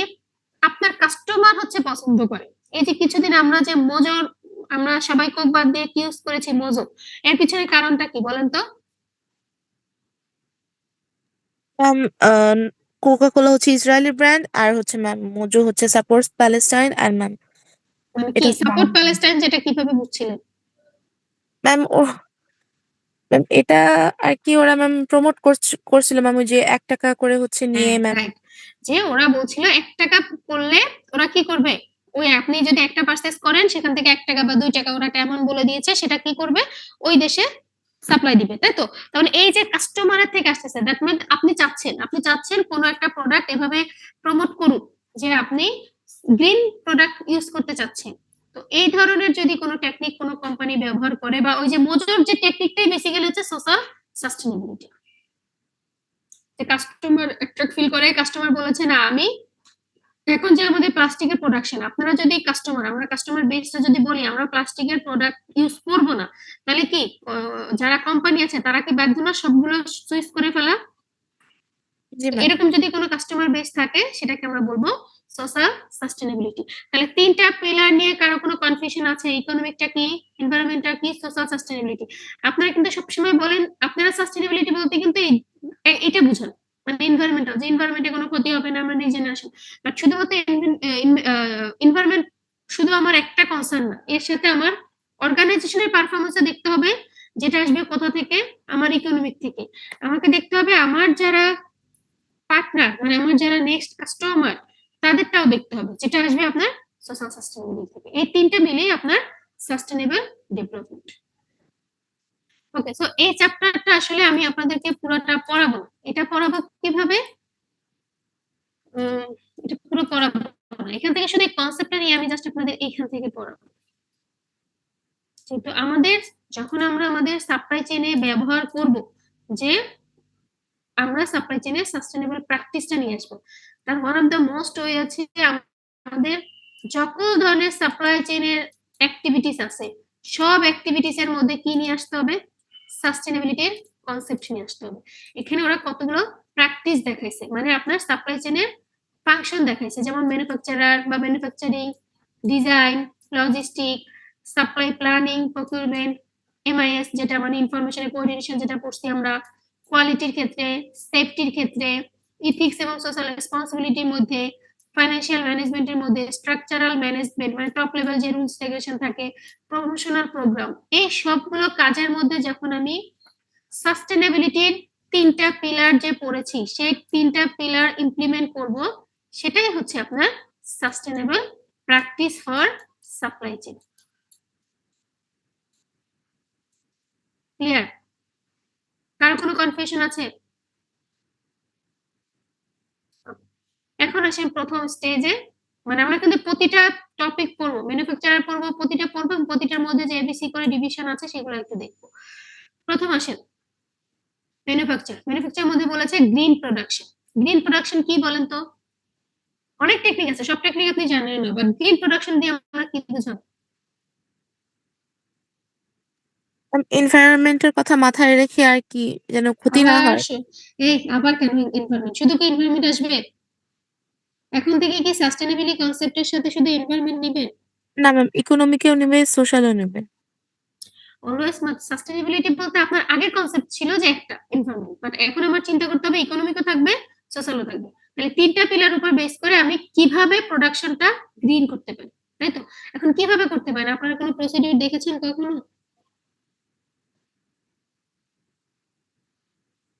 মানে কোনো অর্গানাইজেশনের কোনো প্রসিডিউর দেখেছেন যার মাধ্যমে তারা গ্রিন প্রোডাকশন করে?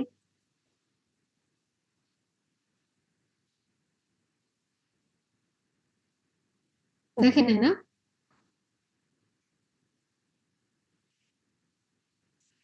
এখানে কতগুলো ওরা দেখেছে, বাংলাদেশে কতগুলো আছে আমি শিওর জানি। বাংলাদেশে যে অর্গানিক কটনটার নাম শুনেছেন? মাঝখান থেকে একবার ভাইরাল হলো না, কলা গাছ দিয়ে যে ফেব্রিক বানায়, দেখেছেন এটা? আজকের ক্লাসের পর এগুলো সব একটু সার্চ দিবেন, প্রতিটা ফাংশন। গ্রিন প্রোডাকশন বলতে সবাই কিভাবে কাজ করে, মানে বাংলাদেশি পার্সপেক্টিভে আরএমজি সেক্টর থেকে শুরু করে আদার যারা ম্যানুফ্যাকচারিং কোম্পানি আছে তারা কিভাবে গ্রিন প্রোডাকশনটা ইমপ্লিমেন্ট করে সেটা একটু দেখবেন। আমি নেক্সট ক্লাসে আপনাদেরকে জিজ্ঞেস করবো এটা। তাহলে হচ্ছে গ্রিন প্রোডাকশনের ক্ষেত্রে অর্গানিক কটন আপনি ব্যবহার করতে পারেন। দেন হচ্ছে আপনার ওয়াটার, আমাদের তো ডাইং প্রসেসের ক্ষেত্রে অনেক ধরনের ওয়াটার হিট হয় না, এবং এই ওয়াটার গুলো কিন্তু পরে আর ভালো থাকে না, বর্জ্য চলে আসে। তাহলে আমরা কোন টেকনিক ব্যবহার করলে সেইটার পরিমাণ কমাতে পারি, তো এই ধরনের টেকনোলজি যখন আমি ব্যবহার করব ইন প্রোডাকশনে, তখন সেটাকে আমরা বলবো গ্রিন প্রোডাকশন। সেকেন্ড ওয়ান হচ্ছে লাইসেন্স এবং আউটসোর্সিং। আউটসোর্সিং বলতে এটা তো আপনার লাইসেন্স এবং আউটসোর্স বলতে আপনারা তো জানেন যে আমরা থার্ড পার্টি থেকে যখন কোনো কিছু পারচেজ করবো, বাট এটা কিভাবে সাস্টেনেবল করা যায়? ধর আপনি যখন নিজে প্রোডিউস করতেন, তার মানে কি আপনার একটা এনভায়রনমেন্টাল কস্ট হইতো, আপনার ইনভেন্টরি কস্ট হইতো, সবকিছু কস্ট হবে। তো আপনি সেটা নিজে না করে যারা এটা ক্ষেত্রে পারদর্শী সেখান থেকে আপনি নিয়ে আসলেন। এর ফলে কি হবে? আপনার জন্য কিন্তু আপনার অর্গানাইজেশনের কোনো কিছু কি হবে না, নতুন করে নষ্ট হবে না, বা নতুন করে আপনার এনভায়রনমেন্ট দূষণ হবে না। ও অলরেডি একটা কাজ করতেছে, ও তো এটাতে পারদর্শী। দ্যাট মিন্স ও যত ভালোভাবে করতে পারবে আপনি কিন্তু তত ভালোভাবে করতে পারবেন না। লিন ফিলোসফি কি? লিন কনসেপ্ট হচ্ছে জাস্ট ইন টাইম অথবা টয়োটা, এই যে টয়োটা প্রোডাকশন সিস্টেম যেটা আমরা বলি, যে আপনি যত বেশি ওয়েস্ট ফ্রি করতে পারবেন। ওয়েস্ট ফ্রি মানে কি? আমাদের 7 ওয়েস্টেজ আছে, আমি যে কনসেপ্ট গুলো বলি এগুলো কিন্তু আপনাদের সব পড়া, তো ওইগুলো এখন এখানে কাজে লাগবে। 7 ওয়েস্টেজ আছে, অথবা অনেক জায়গায় দেখবেন 5 ওয়েস্টেজ, যেখানে যেটা বলা। তো 7 ওয়েস্টেজ গুলো আমাকে কি করতে হবে? কমাতে হবে। যত ওয়েস্টেজ কম হবে তত প্রোডাকশন বারবার করা লাগবে না। প্রোডাকশন যত কম করবেন দ্যাট মিন্স আপনার ম্যানুফ্যাকচারিং যে প্রোডাকশন প্রসেসটা কি হবে? কমে যাবে, প্রোডাকশন প্রসেসও কমে যাবে এবং আমাদের অর্গানাইজেশনের হ্যাম্পারও কম হবে।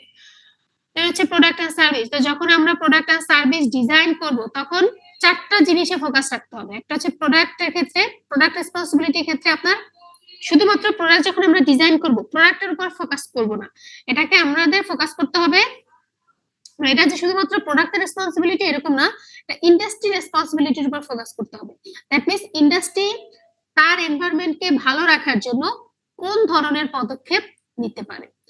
দেন হচ্ছে প্রোডাক্টের সেফটি কনসিডার করতে হবে, কোয়ালিটি দেখতে হবে, কাস্টমার সেন্ট্রিক প্রোডাক্ট প্রোডিউস করতে হবে। তো এগুলো যদি আপনি ঠিকঠাক মতো ইমপ্লিমেন্ট করতে পারেন দ্যাট মিন্স আপনার প্রোডাক্ট এন্ড সার্ভিসটা সাস্টেনেবল।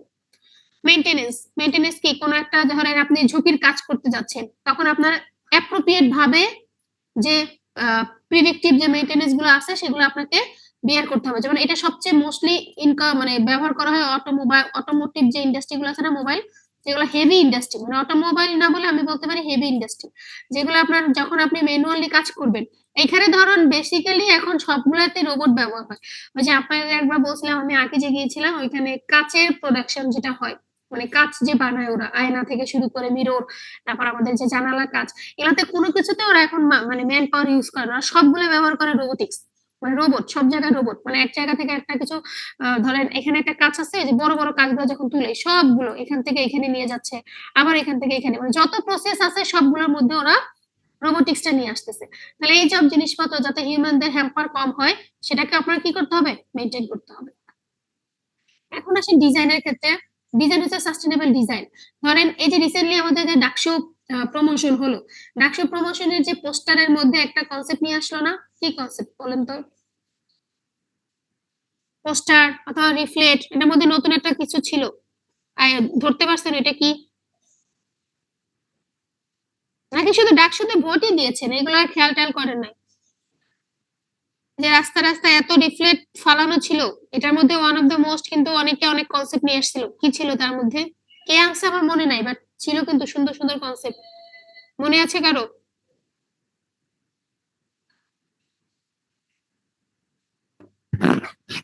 মনে নাই?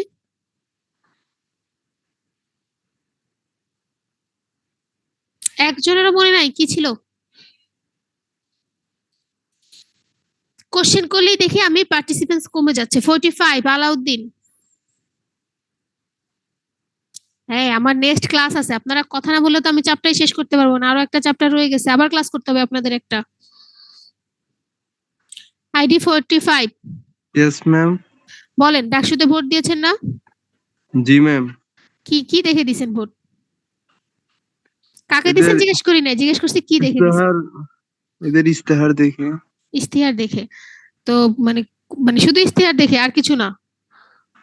কার ইশতেহার ভালো লাগছে, মানে কোন টাইপের অ্যাপ্রোচের জন্য ইশতেহার লিখে না, লিখার কথা জিজ্ঞেস করি, ধর তার ইশতেহার মধ্যে কি ছিল এমন?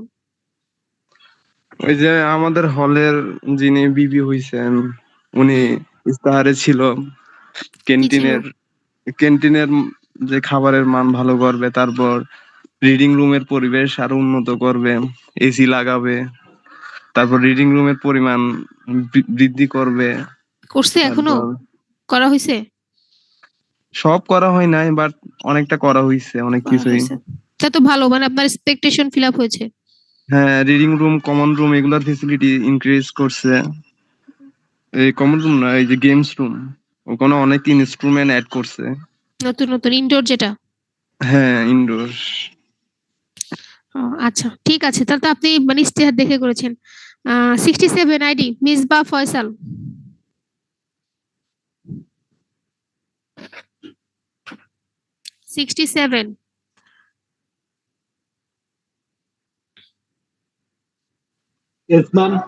হ্যাঁ মেজবা বলেন, ইশতেহারের মধ্যে কার মানে যে ও বললো ইশতেহার, আপনি কি দেখে ডাকসুতে ভোট দিয়েছেন? এর মধ্যে কোনো ইনোভেটিভ, কারণ আপনি ভোট নাও দিয়েছেন, বাট কারো একটা অ্যাপ্রোচ আপনার ভালো লাগছে, যে সে এভাবে প্রচারণা করছে, এরকম এর মধ্যে কোনোটা আপনার ভালো লাগছে কিনা? ম্যাম, প্রথমত আমি ভোট দেইনি, আর সেকেন্ড যে অ্যাপ্রোচ এর মধ্যে সত্যি বললে আমি লোক দেখে ভোট দেই, যে সফল তাকে দেওয়া চাইছি ও লোক দেখে রাদার দেন অ্যাপ্রোচ। হ্যাঁ, কারণ ক্যারেক্টার ম্যাম এইটা চেঞ্জ করা যাবে না, এই ইশতেহার পরেও চেঞ্জ করা যাবে। আপনাদের আর কিছু না, তাই তো এই দুইটার মধ্যেই? এই দুইটাই? জি। আচ্ছা ঠিক আছে, তার মানে আপনারা অত ডিপলি চিন্তাই করেন না, মানে কার অ্যাপ্রোচ কিরকম, এগুলো তো এখন 4th ইয়ারে না, একটু ম্যাচুরিটি লেভেল আপ করতে হবে, তো এখন তো এগুলো দেখলে হবে। এর মধ্যে আমার যতদূর মনে পড়ে কয়েকজনের ইশতেহার এরকম, ইশতেহার না মানে ওদের লিফলেটটা এরকম ছিল, ওদের লিফলেটটা যখন আপনি মানে মাটিতে ফালাবেন, ওইটার মধ্যে কি হয়, গাছ হয়, এরকম কতজন বলতেছিল না? আমি জানি না আদৌ হয় কিনা, আমি ট্রাই করি নাই, বাট ওরা কিন্তু এভাবে। মেঘমল্লার বসির যে বাম সংগঠন যেটা, মেঘমল্লার বসির ওনার ওটা কি বাম ছিল? আমি জানি না, আরো তো ছিল মনে হয়, বামটা আরো তো কতগুলো ছিল মনে হচ্ছে আমার। বাম ওই ছেলের বাদেও তো আরো কতগুলো ম্যাকমোলার ছিল। বসু ভাই যেটা ওইটাই বেশি মানে ইয়ে হয়েছে আর কি, প্রচার ভাইরাল হয়েছে হয়েছিল। বেশি মিডিয়াতে, এটাই বেশি প্রচার হয়েছে। জি আচ্ছা ঠিক আছে, তাহলে বাম টাম বিষয় না, এক একজনের পারসেপশন এক এক রকম। বাট আমি বলতে চাচ্ছি তার মানে ওর পারসেপশনটা দেখেন, মানে ওর কনসেপ্টটা কি হয়েছে যে আমরা যখন রিপ্লেটটা মাটিতে ফেলি, যদিও কাগজের, এটা হয়তো ইজিলি আপনার হয়ে যাচ্ছে, বাট যদি কেউ কাগজের না করতো তাহলে এটা কিন্তু একটু পরিবেশ দূষণ করতো না, বেশি কিন্তু পরিবেশ দূষণ করতো। বাট ওর কনসেপ্টটা যেটা ছিল যে ওইটা যদি আপনি মাটিতে ফেলেন ওইখানে একটা বীজ থাকবে, সেই বীজ থেকে কি হবে, গাছ হবে, এভাবে একটা কনসেপ্ট নিয়ে আসলো। সেই কনসেপ্টটাকে আমরা বলি সাস্টেনেবল প্রোডাকশন ডিজাইন বা সাস্টেনেবল যে ডিজাইনের ক্ষেত্রে আমি এটা আপনার প্রোডাক্টটাকে আপনি কতটা ইউনিক ভাবে করতে পারেন। আপনি একটা প্লাস্টিকের বোতলে আপনি প্যাকেটজাতকরণ করলেন, তো সেটা তো আপনি আলটিমেট কি করে দিচ্ছেন, ফেলে দিচ্ছেন না। বাট আমরা যেটা ওই যে ডিউ টাইপের যেগুলো থাকে আমরা কাচের বোতলে খাই, এটা কিন্তু আপনি ফেলে দিচ্ছেন, এটা আপনি দোকানে খেয়ে খাচ্ছেন, ওইখানে আবার রেখে আসতেছেন, ওটা আবার ওরা কি করে, রিসাইক্লিং করে। যদিও প্লাস্টিকও করে, বাট আদৌ করা কতটুকু পসিবল সেটা আমি জানি না। তো এই প্যাকেজের থেকে তারপর হচ্ছে আপনার প্রোডাকশনের ক্ষেত্রে কতটা ইনোভেটিভ ওয়েতে ব্যবহার করা যায়, সেটাই হচ্ছে আপনার সাস্টেনেবল ডিজাইন। ক্লিয়ার? ওকে। সো সাপ্লাই চেইন ডিজাইনের ক্ষেত্রে আমরা চাইলে কি করতে পারি, টোটাল সাপ্লাই চেইনের যে পার্টিস গুলো আছে সেখানে আমি সাস্টেনেবল জিনিসপত্র নিয়ে আসতে পারি। কিরকম, যখন আপনি আপনার পার্টিস কে কম্বাইন করবেন, আপনার যে যতগুলো পার্টিস আছে তার মধ্যে কম্বাইন করবেন, সেখান থেকে দেখতে হবে আপনি চাইলেই যত পার্টিস কি করতে পারেন, সুইচ করতে পারেন, কারণ এখানে আপনার ইকোনমিক বেনিফিট থাকতে পারে। আপনার পার্টিস যদি একটু ধরেন এখন ফাইন্যান্সিয়াল কোনো ক্রাইসিসের মধ্যে আছে, তাকে আপনি কিছু লোন দিতে পারেন বা তার থেকে বেশি পরিমাণ পারচেজ করতে পারেন। তো যাই করেন না কেন, তার ফলে আমার কি হবে, সাপ্লাই চেইন ডিজাইনটা ইমপ্লিমেন্ট হবে। ইনোভেশন, আপনি নতুন নতুন টেকনোলজি নিয়ে আসবেন। এখন টেকনোলজির ক্ষেত্রে কিন্তু আবার বিষয় আছে, সব টেকনোলজি আনলে যে আমার সাস্টেনেবলি আসবে এরকম না। এই যে এখানে বলে দিয়েছে দেখছেন, nano environment technology, clean technology, modern information management approach, high technical ability, the purchase of modern machine এবং ইকুইপমেন্ট। মানে ধরেন এখন যখন যারা এসি চালায়, দেখবেন এসিতে আগে কি বলতো, অনেক বেশি বিদ্যুৎ বিল হতো, বাট এখন ওরা অ্যাপ্রোচ এমন ভাবে করে যে আপনি এসি কিনবেন বাট বিদ্যুৎ বিল কি হবে না, বেশি হবে না, বিদ্যুৎ বেশি খরচ হবে না। তাহলে এই যে মার্কেটিং অ্যাপ্রোচটা, এগুলাকে বলে আমাদের ইনোভেশন। ফ্রিজের ক্ষেত্রে সেম। এখন যদি আমি লজিস্টিকের ক্ষেত্রে বলি, ইনভেন্টরি ম্যানেজমেন্ট কিভাবে ব্যবহার করতে পারেন, বিভিন্ন ধরনের অ্যাপ্রোচ আছে। যখন আমরা আইওটি শুনেছেন, আইওটি নাম শুনেছেন? Yes, ma'am, Internet of Things. এটার কাজ কি, আইওটির কাজ কি? বেসিক্যালি মেশিন লার্নিং নিয়ে কাজ করে, মানে সব জিনিসের মধ্যে ইন্টারনেটটা অ্যালাইন করতেছে। ইন্টারনেট কিভাবে অ্যালাইন করবে?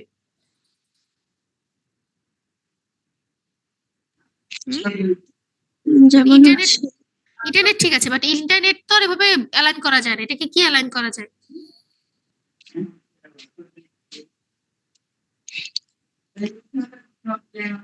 সেন্সর, যেটা আমরা ম্যাম IoT এর সেন্সর দেওয়া থাকে, ডিভাইস একটা ডিভাইস আরেকটা ডিভাইসের সাথে কানেক্ট। হ্যাঁ, মানে আপনার ইন্টারনেট ঠিক আছে, ইন্টারনেটের কনসেপ্টটা কাজে লাগাচ্ছে, যে ইন্টারনেট মানে কি, কানেক্টিভিটি না? আপনি একটা ডিভাইসের সাথে একটা ডিভাইস কি করছেন, কানেকশন করছেন। তাহলে আইওটি হচ্ছে আপনি ইন্টারনেট ব্যবহার, ওই কনসেপ্টটা ব্যবহার করে আপনি কি করবেন, সেন্সর ডেভেলপমেন্ট করবেন। তার মানে আপনি যেখানে আইওটি ব্যবহার করছেন তারা একটা কোম্পানি বা একটা ডিভাইসের সাথে আরেকটা ডিভাইস কি থাকে, কানেক্টেড থাকে। দলে ইনভেন্টরি ম্যানেজমেন্টে যখন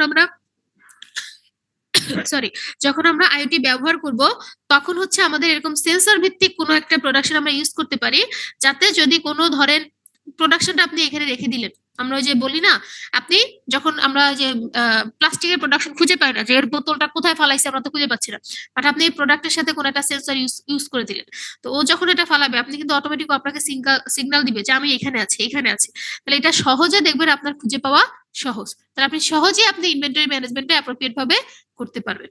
দেন হচ্ছে সাস্টেনেবল ডিস্ট্রিবিউশন। আপনি ডিস্ট্রিবিউশন করার ক্ষেত্রেও আপনার কি করা লাগতে পারে, খুব ভালোভাবে করতে পারবেন। কিভাবে, এখানে অনেক মেথড বলা আছে, এক একটা পেপার থেকে ওরা নিয়ে কম্বাইন করে ফেলছে। আপনারা আপনাদের মতো করে একটু লিখবেন যে ট্র্যাক করা যায় কিভাবে, এই যে ট্র্যাকিং ইমোশন, তারপর আইডেন্টিফিকেশন। আপনার সবচেয়ে শর্টকাট পদ্ধতিটা ব্যবহার করতে হবে।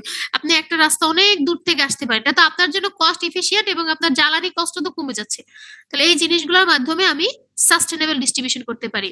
মার্কেট ম্যানেজমেন্ট কি? মার্কেট ম্যানেজমেন্ট হচ্ছে আপনার এই যে গ্রিন ইমেজ ক্রিয়েট করা, মানে আপনি যখন কোনো প্রোডাকশন করবেন কাস্টমার স্যাটিসফ্যাকশনের জন্য, সেই ক্ষেত্রে আপনাকে কি গ্রিন ব্র্যান্ড, এই যেটা আমরা মজুর ক্ষেত্রে পেলাম, অন টাইম ডেলিভারি আপনি দিতে পারেন।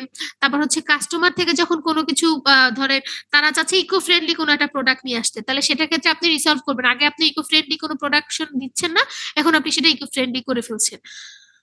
তারপর হচ্ছে রিভার্স অ্যান্ড গ্রিন লজিস্টিক আছে। সেম ভাবে আপনি লজিস্টিকের ক্ষেত্রে আপনি চাইলেও কি করতে পারবেন, সাস্টেনেবল কনসেপ্টটা নিয়ে আসতে পারবেন, যার ফলে আপনার প্রোডাক্ট রিকভারি ভালো হবে এবং অন্য অন্য প্রোডাক্টের সাথে ইন্টিগ্রেশন ভালো হবে। ওয়েস্ট ম্যানেজমেন্ট, এটা তো খুবই বেশি ইম্পর্টেন্ট। ওয়েস্ট ম্যানেজমেন্ট, আপনার অর্গানাইজেশন ওয়েস্ট ম্যানেজমেন্ট আপনি কিভাবে করছেন। তারপর সাপ্লাই চেইন প্ল্যানিং এর ক্ষেত্রে রিসোর্স ম্যানেজমেন্ট আছে, এই যে ওয়েস্টেজ ম্যানেজমেন্ট। তারপর দেন হচ্ছে আপনার যে আমাদের যদি কোনো কিছু ধরেন কোনো একটা কেমিক্যাল টাইপের প্রোডাকশন হয়, যে আমাদের ইটের ভাটাগুলো যে টাইপের হয়, এগুলো তো ম্যাক্সিমামই আপনার নদীর পাশে হয়, এবং নদীর পাশে হওয়ার কারণে ওই নদীগুলো কিন্তু একদম যাচ্ছে তাই অবস্থা হয়ে যাচ্ছে। তো এই ম্যানেজমেন্ট গুলো আপনার করতে হবে, যে আপনার অর্গানাইজেশনের বর্জ্যগুলো কোথায় যাবে, এগুলো অলওয়েজ আপনাকে ম্যানেজ করতে হবে। পার্সেজের ক্ষেত্রে আপনি যে সাপ্লায়ার থেকে নিয়েছেন, এটা আমরা পরবর্তীতে আরো পাবো সাপ্লাই ম্যানেজমেন্টে, যে পার্সেস করার ক্ষেত্রে আপনার সাপ্লায়ার সিলেকশন করতে হবে এবং সাপ্লাইয়ের কোড অফ কন্ডাক্ট দিতে হবে। এটা বিদেশি বায়াররা কিন্তু প্রচুর দেখে।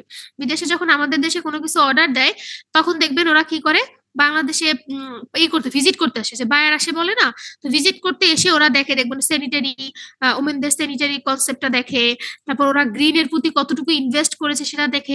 ইভেন মাঝে মাঝে দেখবেন কোনো কোনো গার্মেন্টস এমন থাকে পুরো গাছ দিয়ে ভরা, দেখবেন ছবিগুলো, গার্মেন্টস এর গাছগুলো দেখবেন যে পুরো গাছ দিয়ে ভরা। এইগুলোর মেইন অ্যাট্রাকশনই হচ্ছে ওরা কিভাবে ওদের বায়ারকে কি করতে পারে, অ্যাট্রাক্ট করতে পারে। তারপর সাপ্লাই ম্যানেজমেন্ট বললাম, কোডিং এর ক্ষেত্রে কিছু কিছু ইনফরমেশন আছে।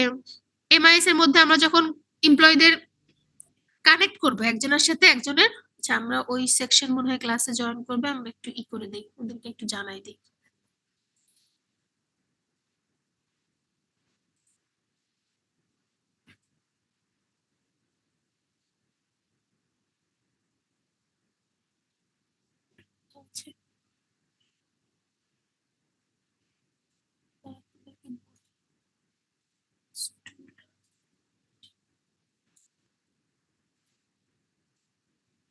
ওকে, সো ইনফরমেশন যখন আমরা শেয়ার করব, তখন আমাদের কোঅর্ডিনেশনটা দেখতে হবে, যে কোন এমপ্লয়ির সাথে আমরা কতটুকু ভালো মতো কোঅর্ডিনেট করতে পারছি কিনা, এবং তাদের সাথে আমাদের কিভাবে অ্যাডপশন হচ্ছে। এবং বিভিন্ন ধরনের এখন টেকনোলজি, যে ব্লক চেইন আপনারা নাম শুনেছেন, আইওটির কথা বললাম, এগুলো যদি আমরা ব্যবহার করি, তখন দেখবেন একটু মানে আপনার আগের তুলনায় যে কোঅর্ডিনেশনটা তার সেটা একটু ভালো হয়, এবং আপনি খুব কম খরচে সবার সাথে কি করতে থাকতে পারবেন, কানেক্টেড থাকতে পারবেন।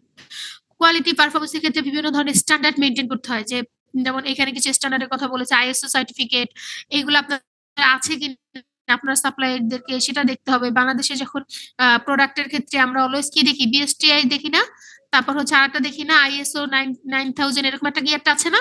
তাহলে এই যে কোয়ালিটি মেজারমেন্ট গুলো আপনাকে অলওয়েজ ফোকাস করতে হবে। দেন কোয়ালিটির ক্ষেত্রে আরো মেজারমেন্ট মডেল আছে, সেগুলো আপনি দেখতে পারেন, যে জাস্ট ইন টাইমের কথা বললাম, লিন প্রোডাকশন বললাম, এগুলো কিন্তু সবই কোয়ালিটি ম্যানেজমেন্টের মধ্যে। ইভ্যালুয়েশন করতে হবে যে কতটুকু কাজ তারা করেছে, মানে ইভ্যালুয়েশন অ্যাসেসমেন্ট হচ্ছে কার্বন যে আমরা ক্যালকুলেট করি, কার্বনের যে আমরা বাজারে ছাড়ি, এই যে কি বলে ক্লাইমেট, তো এই ক্লাইমেটটা কতটুকু প্রোডাক্টটা করতেছে, এবং এটাকে আমরা আরো সহজে কতভাবে রিসাইকেল করতে পারি।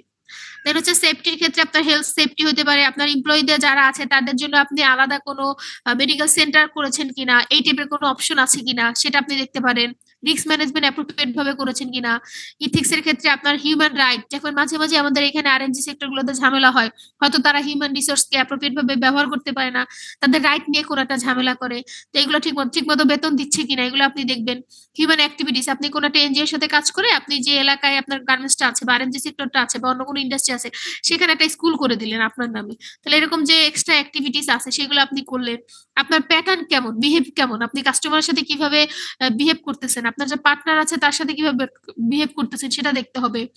ফেয়ার কতটুকু আপনি, সোর্সিং এর ক্ষেত্রে আপনি এটা বললেন আপনার কাস্টমারকে, সেটা আদৌ ফেয়ার কিনা। আপনি যে আমরা যখন প্যাকেজে দেখি, প্যাকেজে যে ম্যাটেরিয়ালস গুলো লিখি, আমরা তো তার উপরে বিশ্বাস করি, আমরা তো এটা যাচাই করতে যাই না যে আদৌ এই প্রোডাক্টের মধ্যে এটা আছে কিনা। তো এই সবকিছু ক্ষেত্রে আপনার ফেয়ারনেসটা কিন্তু খুবই ইম্পর্টেন্ট।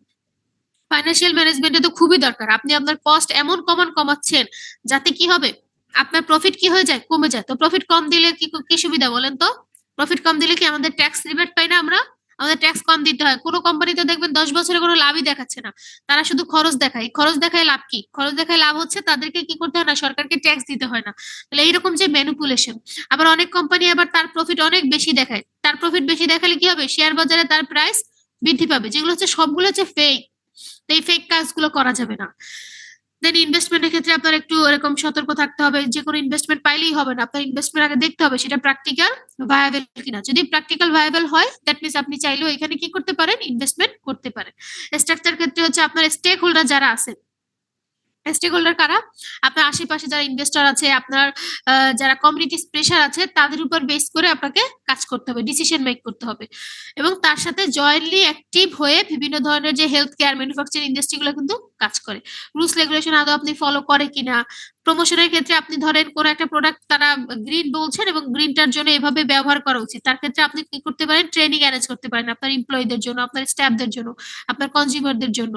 তারপর হচ্ছে কোনো যদি যেটাকে আমরা রিটেনেবিলিটি বলছি না, যে আমাদের যদি কোনো প্রবলেম হয়, সেই প্রবলেম আসবে এবং এই প্রবলেমের জন্য সাপোর্টিভ প্ল্যান রাখতে হবে, যে আপনার টপ লেভেল থেকে কোন ধরনের পদক্ষেপ আসলে আমরা কি টাইপের অ্যাপ্রোচ গ্রহণ করব।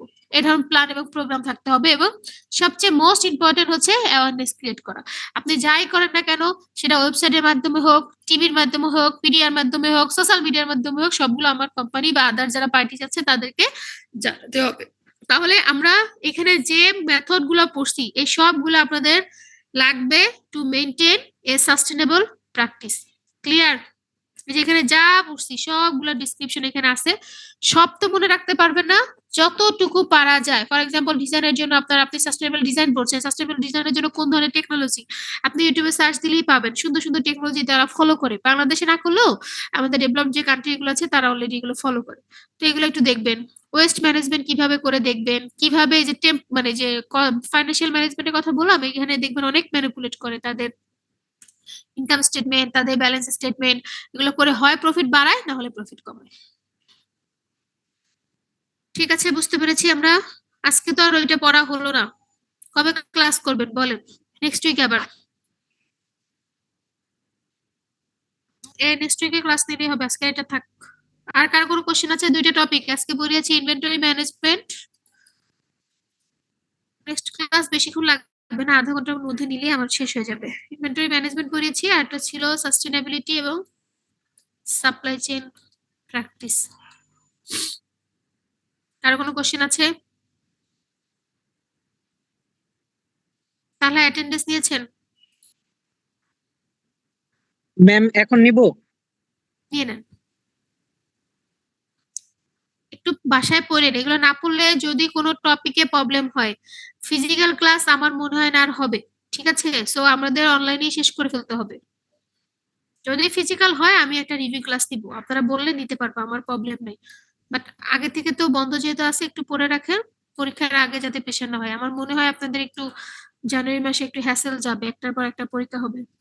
ম্যাম মিড টু এর সিলেবাসটা মিড টু কোশ্চেনে তো বানায় নেই, এখনই সিলেবাস দিয়ে দিব? তাহলে কি চ্যাপ্টার পড়বেন না এরকম? না ম্যাম, এটা পড়বো, এটা আজকে দিয়ে দিলে বেটার হয়, একবারে পড়ছি। ওই লাস্ট পিরিয়ড আগ পর্যন্ত কতটুকু ছিল, যে ড্রাইভার পর্যন্ত ছিল? Yes ma'am, 1 2 3। তারপর কি পড়ছিলাম?